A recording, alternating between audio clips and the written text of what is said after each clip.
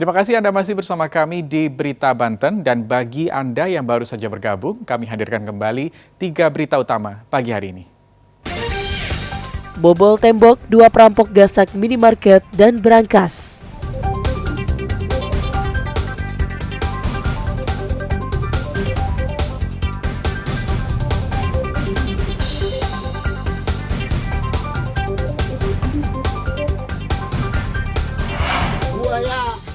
Berkeliaran di sungai, buaya muara ditangkap warga.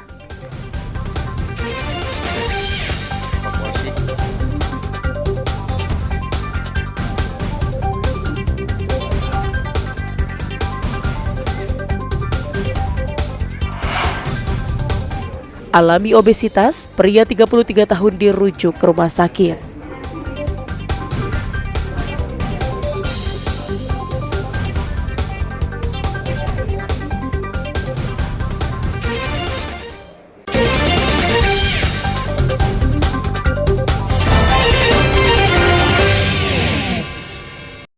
Karena mengalami obesitas, seorang pria berusia 33 tahun, warga perumahan Taman Kirana Surya, Kecamatan Solear, Kabupaten Tangerang harus menjalani perawatan di Rumah Sakit Umum Tangerang. Pasien bernama Engki memiliki berat badan sekitar 200 kg.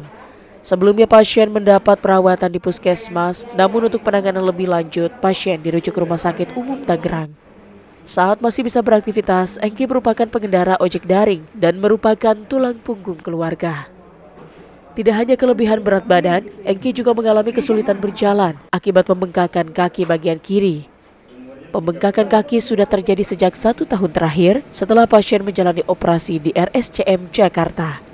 Karena tidak mempunyai biaya, pengobatan Engki akhirnya terputus dan hanya bisa terbaring di rumah.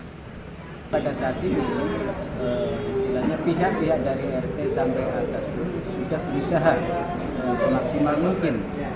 Tapi pada kemarin yang selama kita ketahui, pas tahun baru, terhitung pas tahun baru itu mulai kambuh lagi yang dengan kondisi yang separah ini, yang mengakibatkan pasien itu kalau kita anggap ya parah. Setelah dirawat di rumah sakit, kondisi pasien sudah mulai normal dan stabil.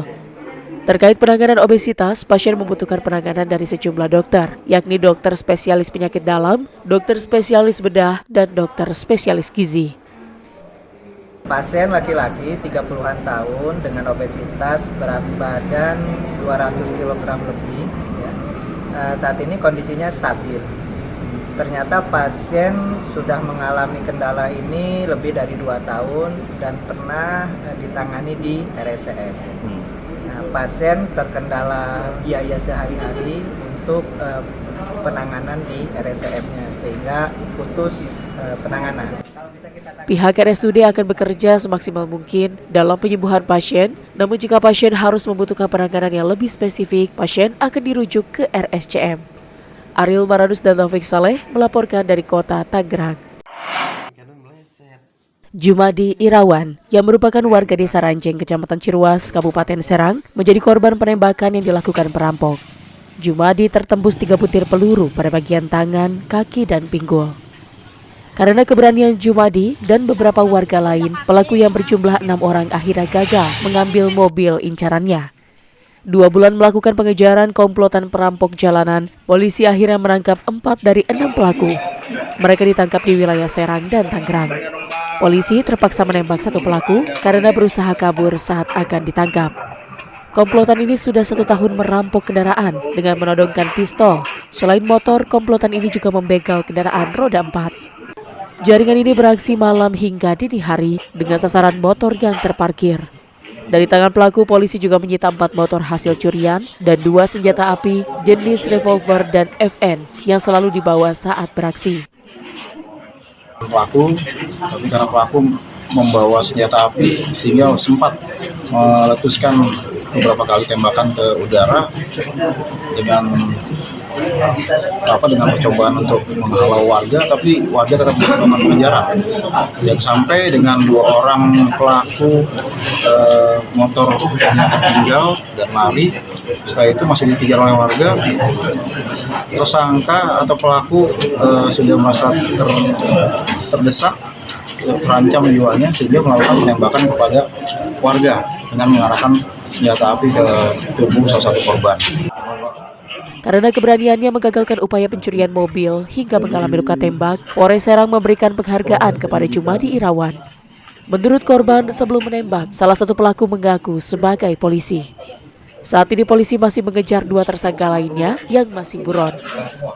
Langsung ditembak dan terkena bagian bawah kaki, dan dari situ saya langsung lari ke depan. Nah, lari ke depan dari si pelaku yang 3 orang itu yang di lokasi kejadian di mobil, dia lari mengejar saya, membabi buta menembaki saya gitu. Dan yang terakhir saya terkena 4 peluru lagi gitu, bagian tangan 3 dan bagian pinggul. Akibat perbuatannya, pelaku akan dijerat dengan pasal berlapis, yakni pasal tentang pencurian dengan kekerasan dan juga undang-undang darurat terkait kepemilikan senjata api. Ariel Baranus dan Ahmad Sayuti melaporkan dari Kabupaten Serang.